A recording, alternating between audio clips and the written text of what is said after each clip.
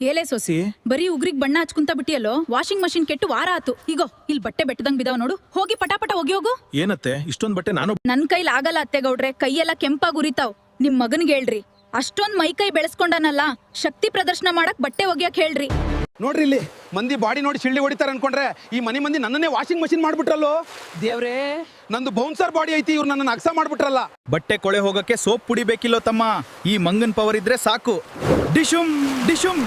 ಒಂದೊಂದು ಬಟ್ಟೆನೂ ಬೆಳ್ಳಗೆ ಮಿನುಗ್ಲೇಬೇಕು. ಮಷಿನ್ ಒಳಗ ಡ್ರೈಯರ್ ಹಾಕಿದ್ರೆ 15 ನಿಮಿಷ ಬೇಕು.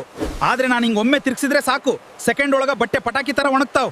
ಇದಕ್ಕ ಅಂತಾರೋ ಮಂಗನ ಪವರ್. ನೋಡ್ ಸೊಸಿ, ನಮ್ ಮಷಿನ್ ಕಿಂತ ನಮ್ ಮಗ್ನೇ ಚಲೋ ಹೋಗಿತಾನ. ಬಟ್ಟೆಗಳೆಲ್ಲ ಹೆಂಗ್ ಮಲ್ಲಿಗ್ ಹೂನಂಗ್ ಮಿನುಗ್ತಾವ ನೋಡು. ಹೌದು ಅತ್ತೆ ಗೌಡ್ರೆ, ನಾಳೆಯಿಂದ ಬರೀ ಒಗ್ಯೋದಲ್ಲ, ಇವನ್ ಕೈಲೇ ಇಸ್ತ್ರಿ ಕೂಡ ಮಾಡ್ಸೋಣ. ನಮ್ಗೂ ಕೆಲ್ಸ ಉಳಿತೈತಿ. ಹೊರಗಿನ ಮಂದಿ ನನ್ನ ನೋಡಿ ಡಾನ್ ಅನ್ಕೋತಾರೆ, ಆದ್ರೆ ಈ ಮನೇಲಿ ನನ್ನ ಹಣೆ ಬರಹ ವಾಷಿಂಗ್ ಮಷಿನ್ ಆತು ದೇವ್ರೇ.